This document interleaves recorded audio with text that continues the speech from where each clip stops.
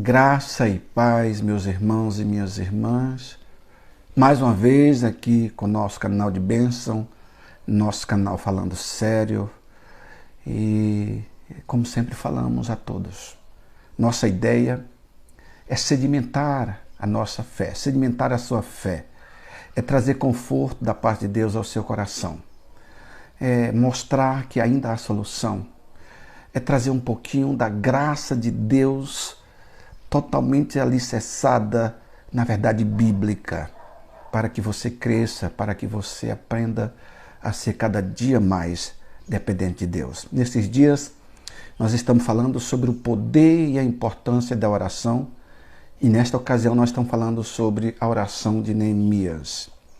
E a oração de Neemias, ela é uma oração muito interessante, que a gente pode até dizer a oração do recomeço, a oração da reconstrução. E esta oração, ela tem no mínimo 3 princípios muito importantes. O princípio da realidade, o princípio da inquietação e o princípio da confissão. Hoje nós vamos falar sobre o princípio da realidade. Para isto, eu queria que você abrisse sua Bíblia conosco no livro de Neemias, capítulo 1. Nós vamos ler dos versículos 2 aos versos 4, onde diz a palavra do Senhor. Amani, um dos meus irmãos, veio de Judá com alguns outros homens, e eu lhe perguntei acerca dos judeus que restaram, acerca dos sobreviventes do cativeiro, e também sobre Jerusalém. E eles me responderam: aqueles que sobreviveram ao cativeiro estão lá na província e passam por grande sofrimento e humilhação. O muro de Jerusalém foi totalmente derrubado e suas portas todas destruídas pelo fogo. Quando vi estas coisas, sentei-me e chorei. E passei dias lamentando-me, jejuando e orando ao Deus dos céus. Filhos, nesse primeiro princípio que iremos falar hoje, o princípio da realidade, algumas coisas precisam ser levadas em consideração. Nesse princípio, precisamos saber a real situação das coisas. E nestas horas, as perguntas são mais que necessárias, mas ao mesmo tempo muito arriscadas, pois poderemos ouvir o que não gostaríamos. Vejamos como agiu o jovem Neemias. Nesse princípio da realidade. E eu queria destacar nesse princípio 3 pontos aqui. Primeiro, se eu pergunto algo a alguém e não tenho a intenção de ajudar, não passo de um fofoqueiro ou de um hipócrita. Lembram? Neemias está empolgado com a chegada dos seus irmãos. Ele pergunta: meus irmãos, como está Jerusalém? Como está o nosso povo? E aqueles homens trazem para Neemias uma resposta extremamente chocante, uma resposta extremamente catastrófica, extremamente absurda. E ele diz: ah, Neemias, aqueles que sobreviveram ao cativeiro estão lá na província e passam por grande sofrimento e humilhação. Tu não sabe? O muro de nossa amada cidade foram todos derrubados. Suas portas foram todas destruídas pelo fogo. Que informação lastimável. Quando Neemias ouve esse relato de tristeza, diz a Bíblia que ele se retira. Mas não é para menos. Quem era Jerusalém? Qual a importância dessa cidade para o mundo? Quantas vitórias, quantas conquistas. E é interessante que o cativeiro ele traz para o povo algumas coisas, especialmente para o povo de Deus, algumas coisas que eles nunca tinham experimentado. Esse povo estavam totalmente desesperançados. e com algumas razões muito óbvias. Primeiro, Jerusalém, o símbolo da presença de Deus, estava em escombro. O rei, o monarca, aquele que sempre chegava ao poder, tinha a mão de Deus, não existia. Estava sem um líder, sem uma referência. O templo, o lugar onde Deus fala ao povo, o sacerdote que ensina o povo no templo, nada disso existe mais. Então aquele povo estão desesperançados. Espiritualmente estão mortos. Então é nessa situação. Quando Neemias ouve isto, ele se retira. E ele se retira para fazer 3 coisas: orar, jejuar e chorar. Eu não sei, filho, se você já fez alguma pergunta a um amigo seu, ou até mesmo alguém que você não tem muita amizade, mas tem interesse. E ele traz uma resposta escandalosa, catastrófica. Eu não sei qual a situação, mas deixa eu dizer uma coisa para você. Quando nós perguntamos algo a alguém e não temos a real situação ou a real vontade de ajudá-lo, apenas informação por informação, nós não passamos de levianos e de fofoqueiros.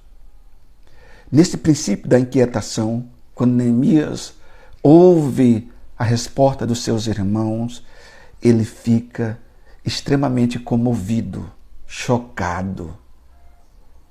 E aí ele continua. Em segundo lugar, às vezes vivemos de fábulas, mas Deus quer nos mostrar fatos reais e também quer que sejamos verdadeiros. Entenda isso. Deus quer nos mostrar fatos reais e também espera que sejamos muito verdadeiros. E eu queria agora falar com você que é pai, que é mãe. Pai, você realmente sabe a verdadeira situação do seu filho? Você tem parado para fazer para eles perguntas que mexam com a sua estrutura? A coisa está tão feia que muitos pais, por não terem autoridade sobre os seus filhos, já nem perguntam mais. E se perguntam, já não tem mais o desejo ardente de ajudar, de dar a mão. Mas essa é a nossa missão. É se nos condoermos, ou sentir a dor do outro e colocar-nos em seu lugar e tentar com todas as nossas forças ajudá-lo. Meu querido irmão, minha querida irmã, meu amigo, você realmente sabe qual a sua real situação diante de Deus? Deixa eu ser saliente aqui com relação a você. Sim, você sabe. Como assim, pastor? Sim, você sabe a sua real situação diante de Deus. E o único que pode melhorar esse seu relacionamento com Deus é você mesmo. Nesse particular, o seu pastor não é suficiente, a sua esposa não é suficiente, seu marido não é suficiente, sua igreja não é suficiente, seus filhos não são suficientes. O único que pode melhorar a sua situação com relação a Deus é você mesmo. E você sabe sua situação. O problema é que muitos de nós, mesmo estando em verdadeiros escombros, com toda a nossa proteção, com todos os muros derrubados, com todas as portas, as janelas, aquilo que traria alguma luz para dentro da nossa vida, mesmo estando assim, nós preferimos deixar que esses escombros continuem e não nos importamos com isso. Este é o mal de muitas pessoas. Este é o mal de muitos irmãos. Este é o mal de muita gente. Talvez este seja o seu problema. Talvez este também seja o seu mal. Ainda nesse princípio, o princípio da inquietação, aqui nesse contexto, a verdade, ela precisa ser, e de fato é, a base fundamental para que se tenha uma verdadeira reconstrução, para que os escombros sejam de fato erguidos. Sem verdade, nossos escombros continuarão da mesma forma, continuarão escombros.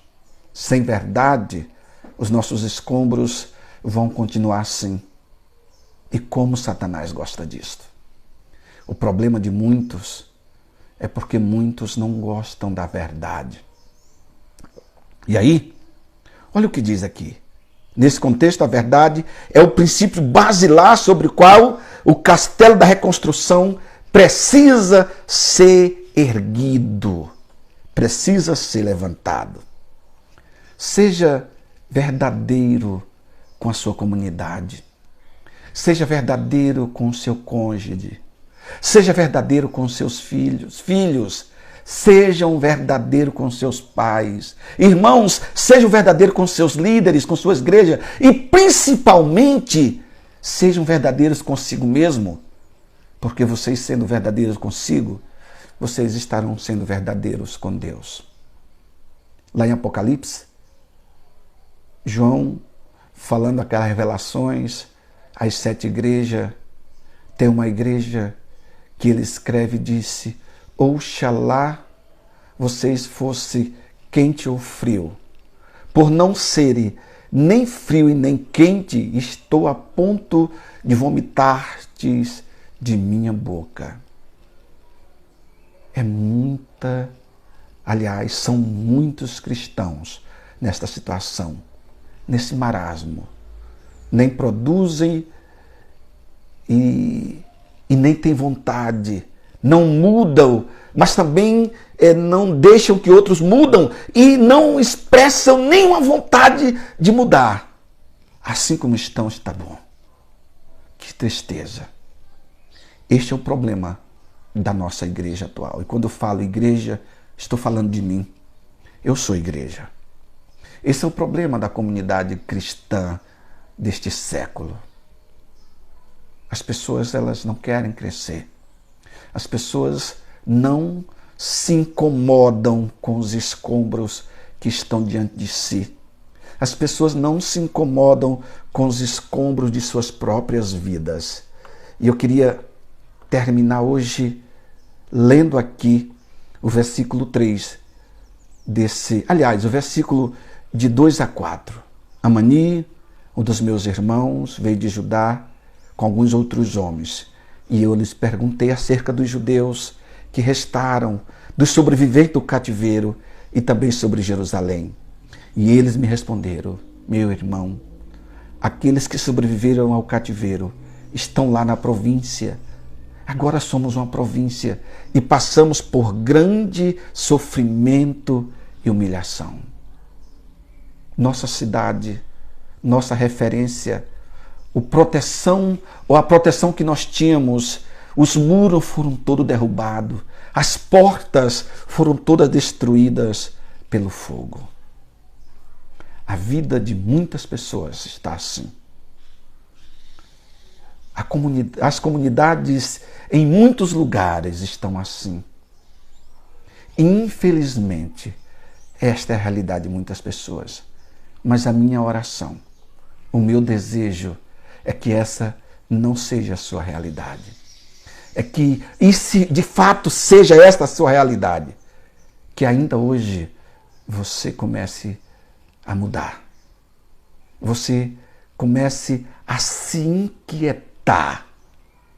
Porque enquanto você não se inquietar com seus escombros, eles continuarão de mal a pior. Se hoje eles já são grandes, amanhã serão maiores. Por isso, meu filho, tenha cuidado com a sua vida. Pense nisto. Que a graça do poderoso Deus, que o rosto do Deus Todo-Poderoso seja sobre ti, sobre a tua casa, sobre a tua família e sobre a tua vida. Deus te abençoe. Deus te guarde. Amém.